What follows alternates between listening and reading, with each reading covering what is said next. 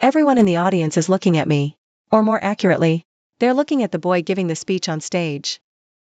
And then at the man beside him, Sean Yen. My ex-husband. One of the most powerful men in this city. Today, he's here as a distinguished alumnus, sitting right in the center of the guest section. Half an hour ago, he was calmly chatting with the superintendent of schools. Looking elegant as a painting. But now, all the color has drained from his face. That face that's always so unreadable, it's completely gone. He's staring at the podium, staring at the boy standing under the spotlight. 14-year-old Noah Sue. He looks like he's been violently yanked out of a dream. His pupils contract. His fingers clench uncontrollably around the armrests. Because that child on stage, that face, those slightly upturned peach blossom eyes, that cool, detached demeanor, it's practically a carbon copy of his own younger self. No, even better. He's been there. He sees it in an instant. After the stunned silence, the host smoothly recovers. Applause starts up again. The graduation ceremony continues. But Sean Yen doesn't look anywhere else. His gaze is nailed to that boy. It doesn't waver for a second. And I'm sitting in the farthest corner of the parents section. Across 14 long years. Seeing his shocked, disbelieving face. A faint smile slowly curves my lips. Sean Yen. 14 years. Do you finally see? Do you finally know what the child you threw away with your own hands actually looks like? As soon as the ceremony ends, I grab Noah Sue and hurry out the side exit. The crowd hasn't dispersed yet. Most parents are still crowding the entrance taking photos. This side corridor is almost empty. Noah stumbles. As I pull him along, he pushes up. His silver wire-rimmed glasses, looking at me, confused. Mom, why are we rushing? Are we late? We have a reservation. Aunt Lee is waiting. I hurry ahead without looking back. But Mom, he glances back. That man in the front row? He was staring at me the whole time. Does he know me? My heart stutters. But my face remains impassive. No. You must have imagined it. No, I really saw him. The one right in the middle. The one in the dark gray suit. Noah frowns. Thinking for a moment. I don't know why, but he looks so familiar. Like I've seen him somewhere before. I squeeze his hand, my voice flat. You're mistaken. How could we possibly know someone like that? Let's go, classmates await photos. Taxi's ready. I practically had to half push, half carry Noah into the back seat, then slid in beside him. Knuckles white, gripping bag. Car started. I saw a figure in the rearview mirror. Bursting out of the main auditorium doors. Sean Yen, Sean Yen. He stood at the school gate, his gaze frantically searching the crowd. Crowd passed, his face turned from hope to rage. Then finally to a hollow look of near despair. He stood there, motionless, like a statue whose soul had been ripped out. My phone vibrated. A string of digits flashed on the screen. No name saved. But those 11 numbers. I could recite them. In my sleep.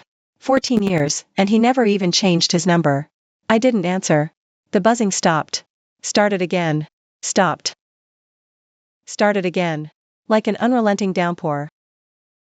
Each ring a hammer blow to my heart. I powered off the phone. Tossed in bag.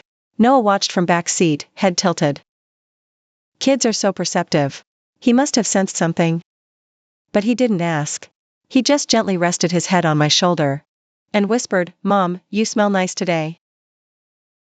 I managed a small smile. Holding him tighter, the car merged into traffic. The city skyline rushed past the window. I closed my eyes. What flooded my mind wasn't the panic of this moment, but scenes from 14 years ago. The ones I thought I'd completely forgotten, but were really just buried in the deepest part of my heart. 14 years ago. I was in a car like this too. In the cab, soaked, clutching a divorce certificate. A black suitcase sat at my feet. That was everything I could take with me after 3 years living with the Yans. It was pouring that day. June weather, with low, rumbling thunder overhead. The rain was so heavy it felt like it would drown the whole city. I remember I was wearing a white sundress. The fabric was thin, plastered to my skin when it got wet. I couldn't stop shivering from the cold. But I couldn't tell if it was from the rain or from the chill in my heart. Just 3 hours earlier, outside the Civil Affairs Bureau. I'd been thrown away by Sean Yen like a dog its owner discarded. He stood there in a crisp white shirt, immaculate, holding a black long-handled umbrella. Raindrops slid down the ribs of the umbrella, forming a tiny stream at his feet.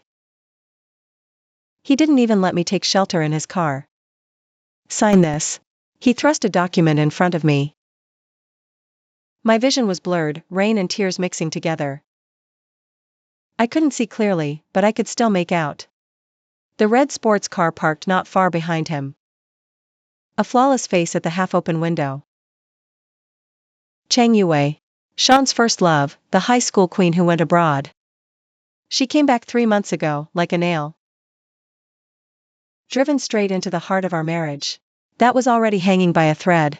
Sean, I'm pregnant, I said, my voice trembling. I handed him the ultrasound report in my hand. It clearly stated, early pregnancy, 6 weeks. He glanced down at it. Just a glance. Then his eyes returned to my face, cold as winter frost.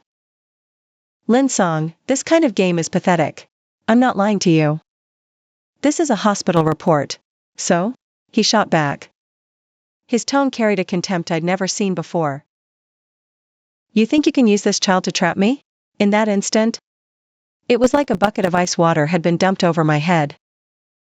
My whole body shook, my teeth chattered. But I couldn't get a single word out. In our 3 years of marriage, it's not like I didn't know his heart was elsewhere. He married me because his father was critically ill. The company desperately needed an investment to stabilize. And while my family wasn't exactly old money, my father's resources were vital to the Yen Group. A marriage of convenience. A business deal. He wasn't willing. And I wasn't the one he loved. But for 3 years, I played the perfect Mrs. Yen. I took care of his sick mother. I handled all the tedious family and social obligations for him. I even sold a property my grandfather left me, when his company was in its darkest hour. I funneled the money into his project. As an anonymous investor, to this day, he has no idea. That money came from me. Because he never cared enough to ask. Sign it. He handed me the pen, his voice calm. I looked into those beautiful eyes of his. The eyes I fell for at first sight. Now, there was no warmth in them. No hesitation. Not even a shred of guilt. Sean Yen. I finally asked the question. If I wasn't forced, would you even notice me? He paused. Then he said, no. 2 words. Clean. Final. Like an answer he'd had ready all along. I laughed. I took the pen, flipped to the last page of the agreement. And I signed my name. Lin Song. I wrote each stroke more carefully than I ever had before. I handed the agreement back to him, picked up my bag from the floor, and turned to walk into the rain. He didn't call after me. His precious first love got out of the car with an umbrella, wrapping her arm around his, all cozy and smug. I could hear her cooing voice, Sean. You promised we'd go wedding dress shopping today. His voice was sickeningly sweet. Of course we can. Let's go. I got into a taxi, gave the driver my mother's address. And only then did I let myself break down. The taxi driver glanced at me in the rearview mirror, sighed softly, slowed down a bit, and took a longer route. He didn't charge me extra. On the way, I got a call from the Yen family matriarch, Xiao Song, about the child. Sean told me. Are you sure you're pregnant? She asked, weary. I'm sure. A long silence. This baby. If you don't want it, I can arrange a procedure for you. Safe, with no complications. The Yen family will compensate you. My tears flooded out instantly. Not a single person. Not one person asked me, do you want to keep this baby? Everyone was just telling me this child shouldn't exist. Grandmother, I sniffed, trying to steady my voice. This baby. I'm going to have it. Whether Sean acknowledges it or not. Whether the Yen family wants it or not. It's my child.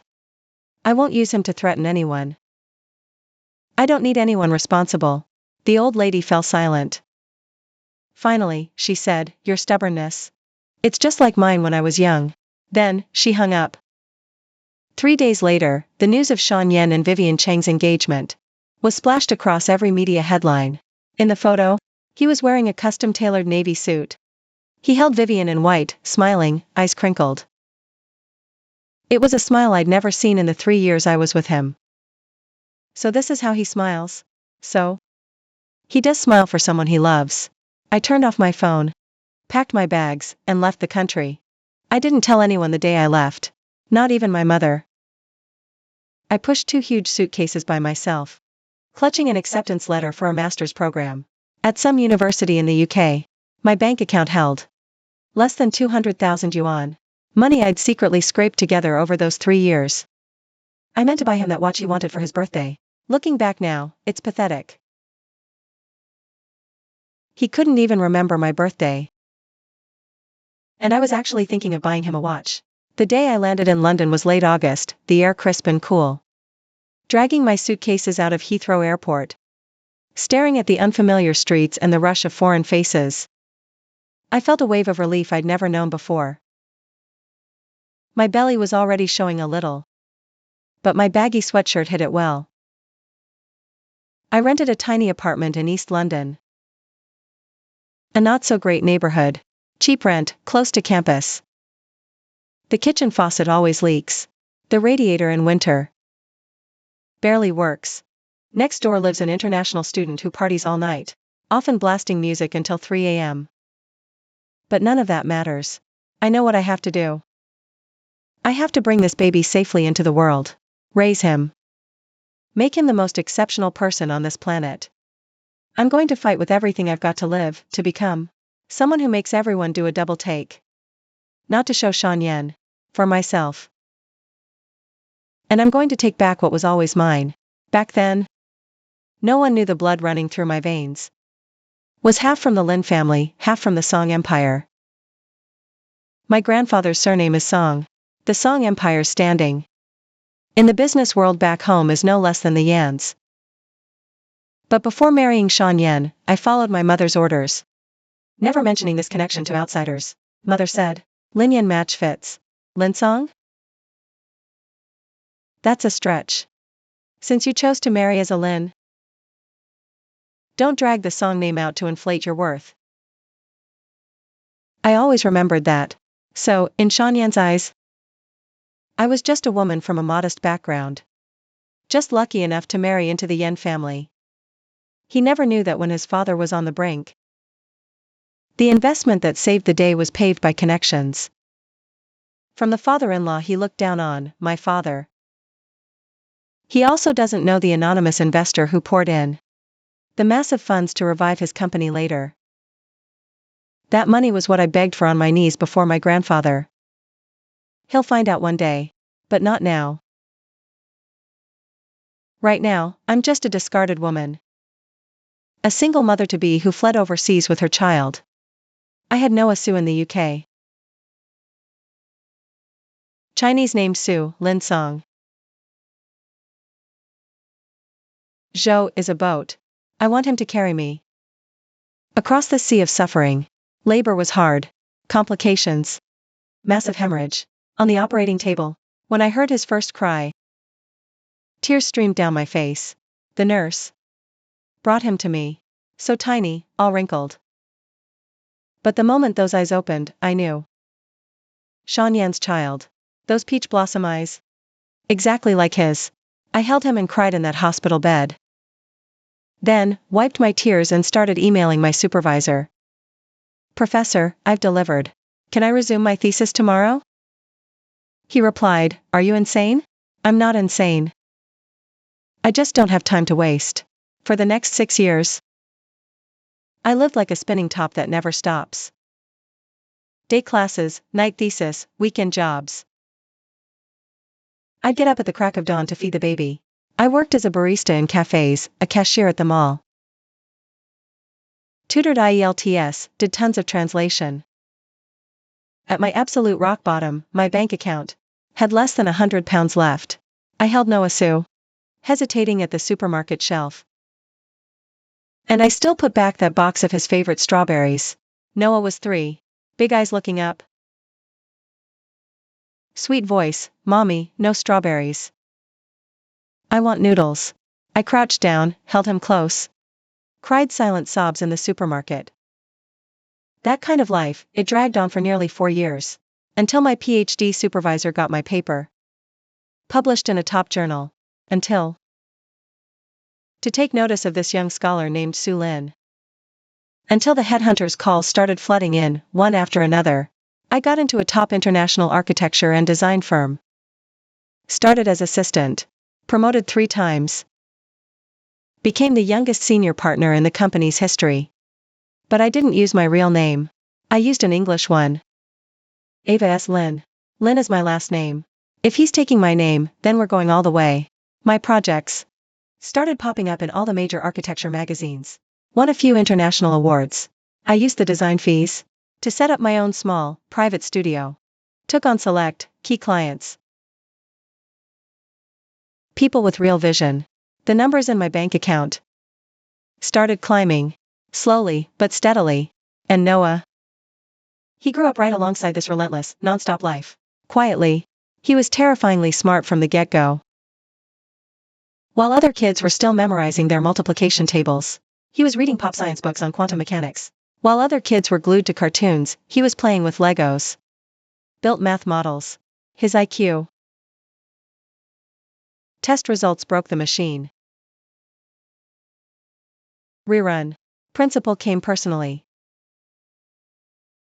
recommending I enroll him in a gifted and talented program. I know. Noah is the universe's apology to me. All these years, I've fought tooth and nail just to survive as a person. And he's my only sweetness. But he's also Sean Yan's son. That fact, the longer I look at him, the harder it is to ignore. Noah looks like Sean. Those eyes. The eye tilt, it's him. Every time.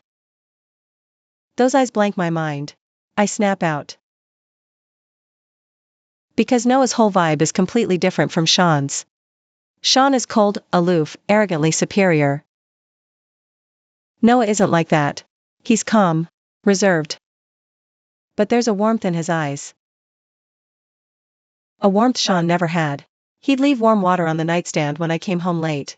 Get me a glass of warm water and put it by the bed. Too tired to talk, he'd just sit quietly reading. Sit quietly beside me and read his book. Occasionally, he'd glance up at me, and in those beautiful eyes was nothing but tenderness. Sean Yan, you'll never know what you gave up. The year Noah turned 7. I got an invitation for a project back home. A major urban landmark design, government-backed. Multiple capital investors. Huge scale. Even bigger prestige. Landing this would have taken my studio to the next level. But it meant going back. Going back meant possibly running into Sean Yan. I thought long and hard. Then I hit reply. I'm in. I'm not the girl trembling in the rain 14 years ago. Lin Song, trembling. If we really met, the one trembling should be. If we met, I wouldn't shake. Life was busy and fulfilling. Studio set up in Shanghai, project on track. Noah adjusted well at the international school. Everything was falling into place. The name Sean Yan might as well have never existed in my life. Until today. Until that graduation ceremony. That night, I sat on the edge of Noah's bed, watching him sleep. His lashes are so long, casting little crescent shadows. His breathing soft, even. A slight smile, like a sweet dream. 14 years. I raised him from a tiny, wrinkled newborn into the calm, exceptional, kind young man he is today. I brushed his hair back and whispered, I'm sorry I lied to you today. That man? He does know you. He's your? I couldn't finish. How do you say it? He's your father? But he's never been a father. Not for a single day. Biological father, it's such a cold, clinical term. But in our story, it cuts like a scalpel. I turned off the lamp, went back to my room, hesitated, then powered on my phone. Missed calls. 67. Sean's number, the Yen family estate landline. A few unknowns. The texts were worse. From 3 p.m. to 11 p.m. He'd been blowing up my phone every half hour. Lin Song, pick up. Is that child mine? I know it's you.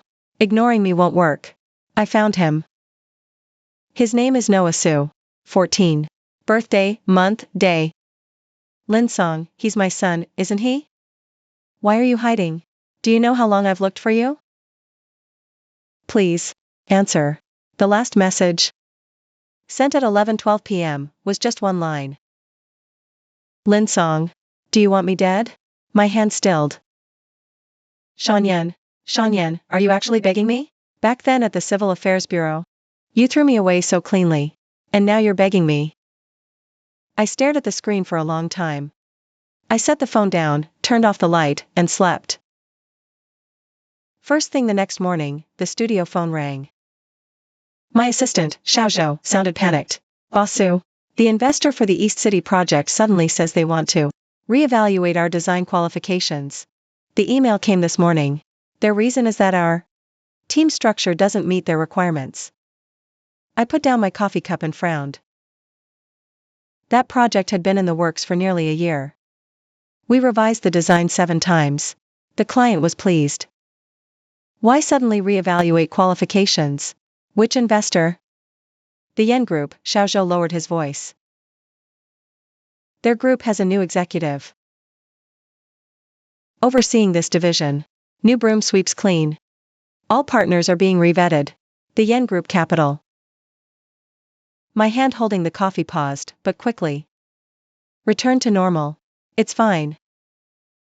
Compile our documents and send them over. Whatever they need, we provide. Follow procedure. But Boss Sue, we've worked on this project for so long. Don't worry. He won't be able to stall for long. I hung up the phone. A cold smile slowly formed at the corner of my mouth. Sean Yen, you've finally started making your move. Good. Very good. Bring it on. I'm not afraid. This day was bound to come. That afternoon, my mom called me, her voice hushed. Xiao Song. Your grandfather knows. I froze. Knows what? Knows about Noah's grandfather and your return. She sighed. Your grandfather doesn't care about the process. The result is that the Yen boy lost his great-grandson. For 14 years. He wants you to bring little Noah to see him. And then? Think about how to settle that score. My grandfather, Harold Song. 82 years old this year. More energetic than a 60-year-old. Under his hand, the Song empire grew from a small workshop into today's commercial empire spanning real estate, finance, and technology. He's been in the business world for 60 years. There's no storm he hasn't weathered. He dotes on my mother the most.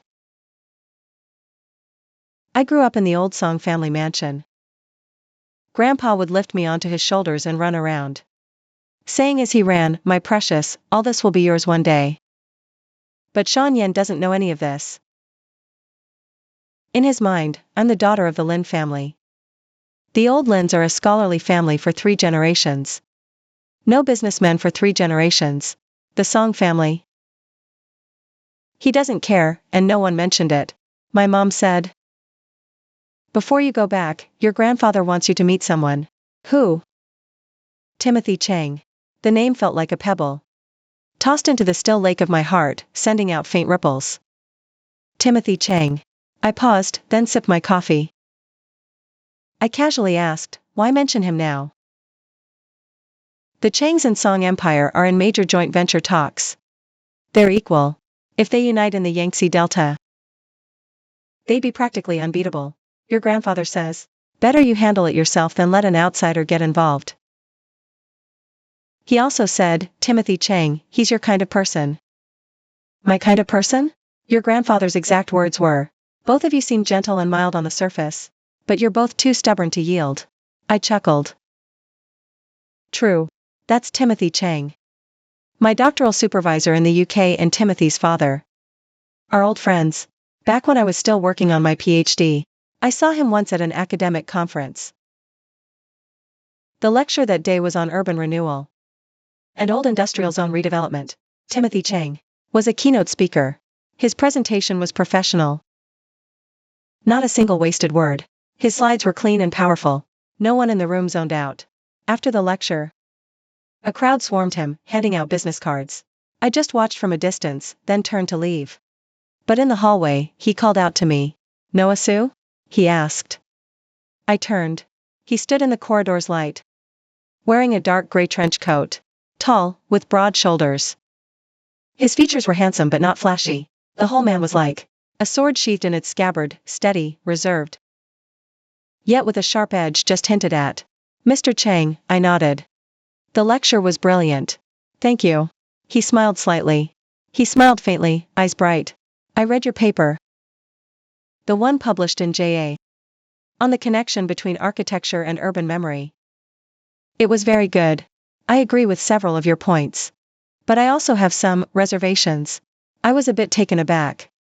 That paper had received a lot of praise after it came out. But very few people would be so direct as to say, "I have reservations." Most either hadn't read it carefully or didn't dare to offend an academic newcomer. "What reservations?" I asked. He earnestly listed 3 points. Each hit the mark. Every critique was backed by solid data and case studies. I paused, then said sincerely, "You're right. The data methodology in Chapter 2 is flawed. I'll revise it." He smiled again, this time a bit deeper. "You're the most straightforward academic I've ever met. And you're the most direct practitioner I've ever met," I replied. After that, we exchanged emails from time to time, discussing academic topics. We even spoke on the phone a few times. Strictly professional, no prying. I never asked. Later returned for a project. I was swamped during that period. Lost touch. Now Grandpa wants me to meet Timothy Chang. I can assign someone else to handle the partnership proposal. I told my mother. It doesn't necessarily have to be me. Your grandfather said this deal's counterpart isn't someone just anyone can handle. He doesn't trust others. Only you. My mother paused. And, Song, your grandfather said something else. What? He said. Sean Yen didn't climb to where he is today. Just because he's a yen. It's the resources and connections he controls. If you want to make him pay, you need a powerful ally. And Timothy Chang is the perfect candidate. Silence on the other end. My mother was tiptoeing again, testing the waters. Is he the reason you've stayed single all this time? No. My reply was swift. It's because I don't want to be tied to anyone. It has nothing to do with him. My mother sighed and didn't press further. After hanging up, I sat in my office for a long time. Outside, the city lights began to glow, a sea of twinkling lights. Like a brilliant galaxy. I picked up my phone. Scrolled through my contacts, found that long unused name. And sent a message. Mr. Chang, it's been a while. Lin Song, Harold Song's granddaughter. I'd like to meet for coffee if you're free. Not long after sending it, my phone vibrated. Ms. Lin, Mr. Chang says 8 p.m. tonight. The usual place. You know it. The sender wasn't Timothy. It was his assistant. The usual place. He remembered. I hesitated for a moment, then replied, okay. Then, I smoothed my hair in the mirror, grabbed my bag, and left. Before going, I stopped by home first. I warmed up dinner for Noah, checked the materials he needed for school tomorrow. Then, I placed an extra desk lamp on his study table. He's been teaching himself college-level physics lately, studying late into the night every evening. Mom, are you coming back tonight? He looked up from his book, glasses sliding down his nose. In those eyes, so much like Sean Yan's, was the familiar calm I know best. Yes. I knelt down, meeting his gaze. I won't be long. If you're tired, go to sleep. Don't wait up. Okay.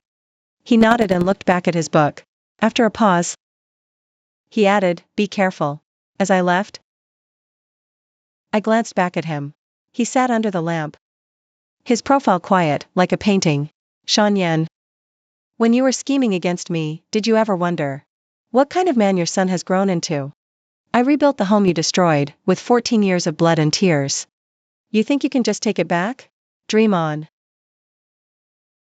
The old place Timothy mentioned is a private club on Nanjing West Road. Tucked away deep in a quiet alley, no sign. Just a narrow iron gate. You ring the bell, and someone comes to open it. My last time here was before I went abroad. 14 years gone. And this place is somehow still standing. Timothy was already inside. He sat by the window, wearing a dark cashmere sweater. Sleeves casually rolled up to his forearms. A pot of slowly brewing white tea sat before him. The fragrant steam rose, creating a thin mist veiled the night. 14 years apart. He hasn't changed much. His features are still sharp and handsome. His demeanor still steady and reserved. Only his eyes seem deeper than before. That profound depth that only comes with time. Lin Song. He stood up, giving me a slight nod. His voice was calm, unhurried. Sit. I sat across from him. A waiter silently poured me a cup of tea. Long time no see. I said. 17 years, he corrected. I was taken aback.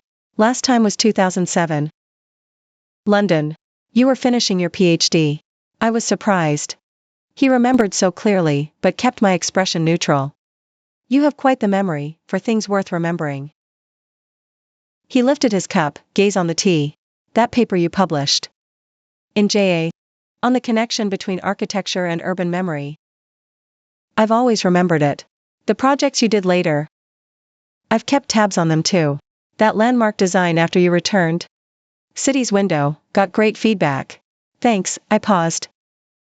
You didn't ask to meet just to praise my work. He glanced, a flicker of amusement in his deep, unreadable eyes. But it was gone almost instantly, replaced by calm. You must know what the old Mr. Song intends. The Changsong joint venture. He wants you to lead it. I know, I nodded. But I'm not sure. It's a good idea. Why? Because I'm Lin Song. Not a song. I looked at him. In this business, I have no name, no voice. My grandfather's trust doesn't mean others will follow. Timothy set his cup down, leaned back, and looked at me. His gaze was steady. No scrutiny, no probing. Just looking at me intently. As if confirming something. Do you know, after you left 14 years ago? Someone searched for you for a very long time? He said it suddenly. The words came out of nowhere. My hand stilled. The tea in my cup rippled slightly. Who? I asked. Timothy didn't answer directly. He tilted his head slightly. His gaze drifting to the night outside the window. It's like he was recalling a scene from a distant past. 2010 winter, Yen Group launch event guest. After the press conference ended, Sean Yen specifically sought me out. He asked if I knew a woman named Song Lin. My fingers tightened slightly. Timothy continued. Calmly told another story. I said no. Asked if I knew Song Lin, a UK scholar. I said no. He didn't say anything more. But that day, he drank, a lot. Are you trying to make me feel something? I shot back. No. Timothy's eyes returned, meeting mine. I'm just stating a fact. All these years, Sean Yen has been looking for you. In places you'd never know. It's not that he cares. It's that, he can't let it go. Vanished too cleanly, no trace left. A clean disappearance. Clean disappearance was my revenge. He doesn't deserve to know where I went. He doesn't deserve to know how I've been. Timothy was silent for a moment, as if digesting my words. And now? He asked. He's seen the child. What do you think he'll do? I took my phone from my bag, showing him the messages Sean sent last night. He didn't take it. He just lowered his eyes, scanning the content on the screen. Then, he lifted his gaze to me. You're waiting for him to come for you. No, I put my phone away. I'm waiting for him to make a move. He already has. Timothy's tone shifted. A subtle, almost imperceptible change. The re-evaluation of the East District project, it's on his orders. He found out your studio is behind it. He wants to use a perfectly legal, reasonable excuse to sweep you from his sight. I stared at him. Well informed. Songcheng collaboration. Your connections are my resources. Your problem is my problem. He picked up his teacup. Took a sip, a faint sheen of tea glistening on his lip. I'm not here to add to your troubles. I'll help. It's a partnership. He corrected me. What I need is leverage potent enough to make Shan Yen back off. And what I need, he said, is a person who can build a bridge. Between the Song and Cheng families, we each get what we need. A pot of cooling white tea sat between us. The fragrance was fading, but the man across from me. His profile seemed especially sharp in the dim, yellow light. One more thing, Timothy said, setting down his cup. I fold my hands on the table, my expression turning serious. Shan Yen visited the Yen estate last night. And had a huge fight with his mother. Old Mrs. Yan's position is that they will acknowledge that child. At any cost. I repeat the words. Yes. At any cost.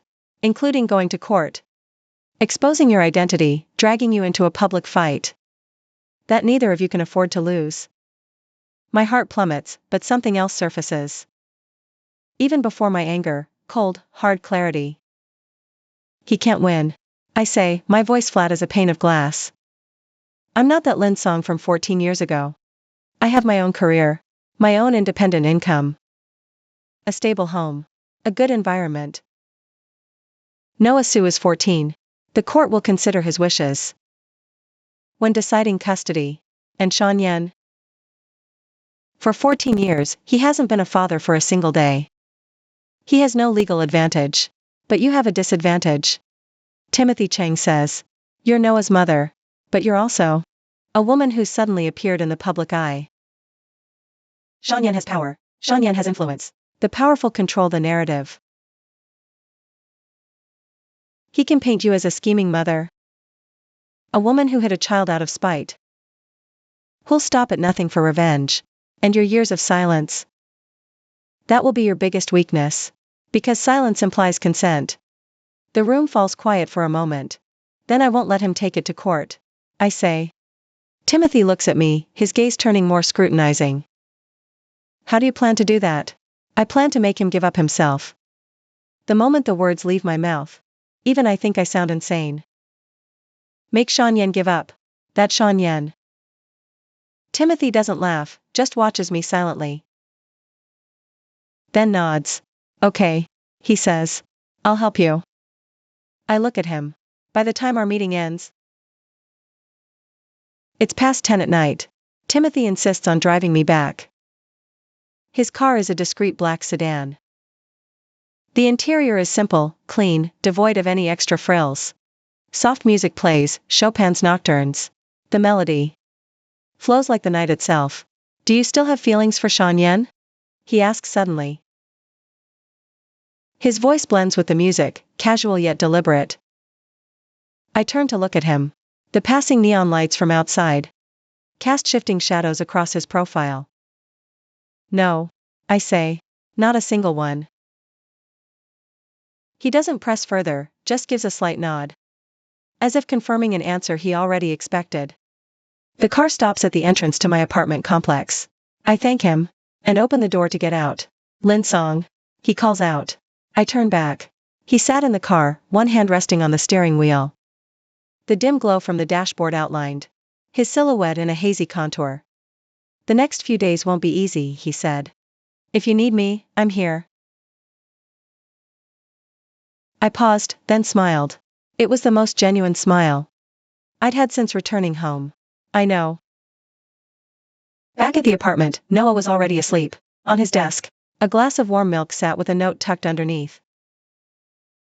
In his neat, careful handwriting it read, Mom. Milk's warmed for 30 seconds. Perfect. Good night, Noah. I finished the milk, clutching the warmth of the glass in my palm, and stood by the window for a long time. The city outside. Looked like a giant chessboard, and Sean Yen and I. We're both just pieces yet to be placed. He's in shadow, I'm in light. Or vice versa. I pulled open the nightstand drawer, reached into the very back, and pulled out a manila envelope. Inside was a stack of documents. Nearly 2 years of my life. Piece by painstaking piece. Every page was densely marked with dates and annotations. The Yen Group's financials for the last 3 years. Sean Yen. Records of various related party transactions by his key partners. The companies under Vivian Cheng's name. And the Yen Group's fund flow. This. Some I dug up myself from public sources. Some I had third-party investigators find. And some were given to me by Timothy Cheng. I don't know where Timothy got it all. But he handed it over without a flicker, just said, "You shouldn't have to face this alone." I picked up the top sheet. A string of numbers. Was circled and read. 3 years ago. The Yen Group, through an offshore shell company, funneled nearly 80 million.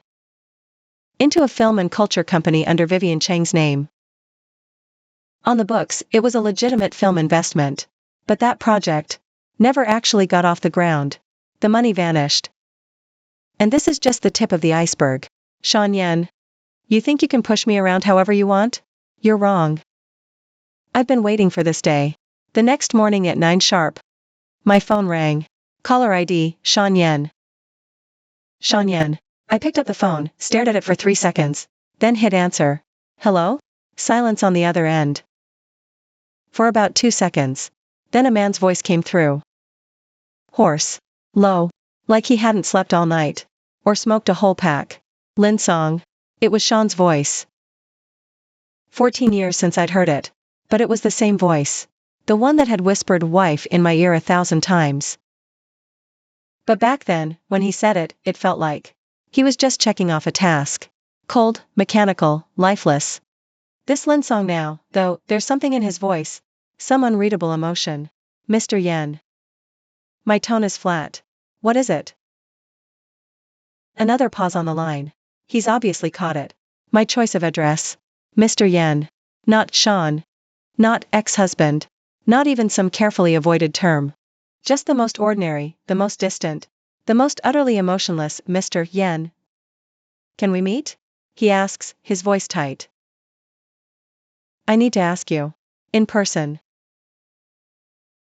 It can't be said over the phone. I glance at my watch, my tone. Like I'm confirming a schedule with an unimportant client. I'll give you 10 minutes. A long silence. I can picture his face right now. All that confidence, that pride. Shattered by my 10 minutes. Fine. He finally says, his voice even lower. 3 p.m. today. The coffee shop downstairs from your studio. Is that acceptable? He wants to see me, but he picks the spot under my studio. Which means he's already been there. Or had someone go. He knows where my studio is. He knows there's a coffee shop downstairs.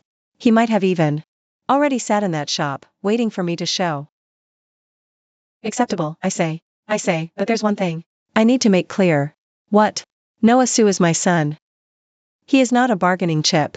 You're meeting me today. Not him. A sharp, quiet intake of breath comes through the phone. Like he's been pricked. I know, he says. Lin Song, then I'll see you this afternoon. I hang up. After hanging up, I stare at the phone screen for a few seconds. A faint, cold smile slowly curves my lips. Sean Yen. You're shaking. Don't worry. This is just the beginning. 2:55 p.m., I walk into the coffee shop right on time. A black high-neck sweater, hair down, no fuss. No makeup. No makeup at all, just a thin layer of colorless balm on my lips. I look clean, aloof, unapproachable. But impeccably put together. For 3 years of marriage. I always wore his colors. Light pink, cream, baby blue. Wore the subtle makeup he liked. Styled my hair in the soft waves he preferred. He liked gentle women. So I turned myself into a gentle, placid. Nodding yes, dear doll. Today is different. Today, I'm wearing Lin Song's color. Black. Hard. Off limits. The coffee shop isn't crowded. I take a corner seat by the window, order an Americano. 2 minutes later, the coffee shop door swings open. A polished black leather shoe steps in. Then charcoal gray trousers, a charcoal gray overcoat. Sean Yen has arrived. 14 years. He's aged. Not the kind of obvious, stark aging. But the kind hidden in the details. The faint shadows under his eyes. The slight, permanent downturn at the corners of his mouth. His lifelong frown etched a line. He's still handsome. Sean Yen will never not be handsome. But behind that handsome face is exhaustion. Is weariness. It's the mark of a man in his 40s. Who's been beaten down hard by life. He stands in the doorway.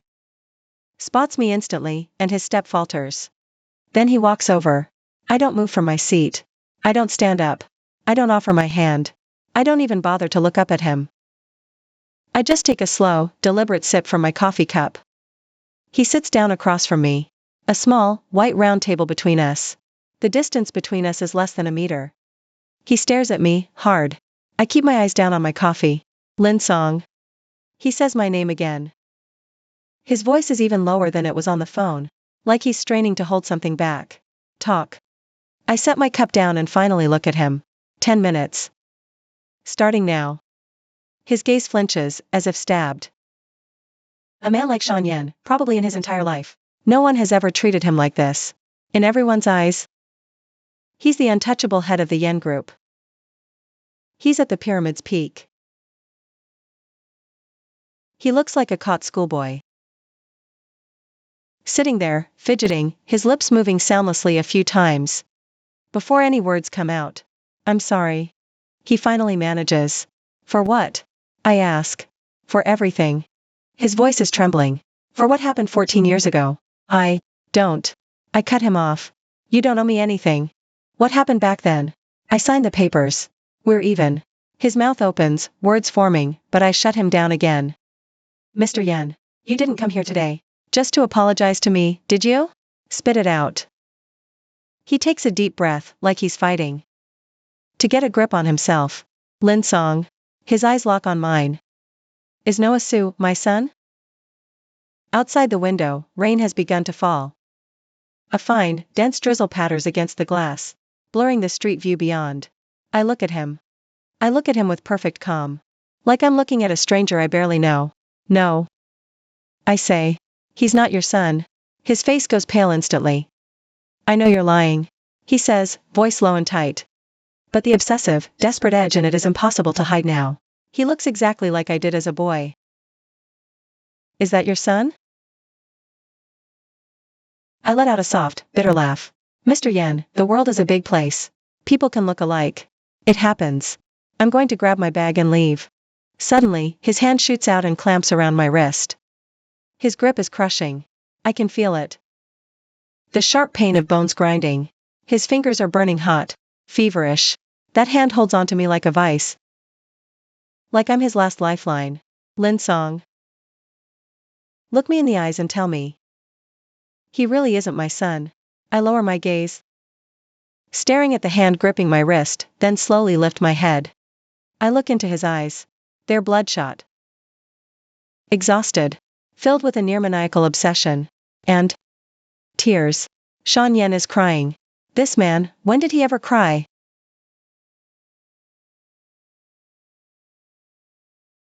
14 years ago, when he threw the signed divorce papers in my face, he didn't cry. 14 years ago. He didn't cry when he left you. He's crying. He's not your son. I say each word deliberately. My voice is clear and sharp as a knife carving stone. Noah Su is my son. Mine alone. He has nothing to do with you. His grip slackens. Not because he wants to let go, but because it's as if all his strength has been drained in an instant. His hand slips from my wrist, falling limply to his side. His whole body slumps back into the chair like a shattered statue. He closes his eyes. His Adam's apple bobbing once. I looked into that hospital. He's whispering. You gave birth to him. Under the table, my hand clenches slightly. But my expression doesn't flicker. And what did you find? Nothing. His voice is a whisper, a ghost of sound. Every trace of you was erased. Hospital records, birth certificate, discharge papers, all blank. It's like you were never a patient there. Like Noah Sue was never born. He opens his eyes, looking at me. For a moment, his gaze is lost. Whoever did this isn't ordinary, he states. Of course I know that. It wasn't my doing. It was my grandfather, Harold Song. When he found out I was pregnant, after being cast out, he only agreed to the divorce. But this child is a Song great-grandson. No one will lay a finger on him. And then, he had people sanitize every place that held a trace of me. Wiped it all clean. So, Sean Yen couldn't find me for 14 years. No trail. It was because that trail was completely obliterated by someone he never even considered. So what? I fire back. Who do you think I am? He stares at me, his eyes moving inch by inch across my face. Like he was meeting a stranger he'd never laid eyes on. I don't know, he said, but the more I think about it, I never knew you. I looked down at him. You're right, Sean Yen. You never knew me. Wait, he stood up too. A note of urgency crept into his voice. Whether he's my son or not, I want to meet him. Can I? No. Why not? Noah Sue doesn't need you. I spoke slowly, deliberately. He has a complete family. He has family who love and support him. There's no room for you in his life. And there never will be. But, Sean. I cut him off, my voice low but each word. You pushed me away 14 years ago. The door is closed. Without looking back, I walked out of the cafe. This time I didn't get caught in the rain.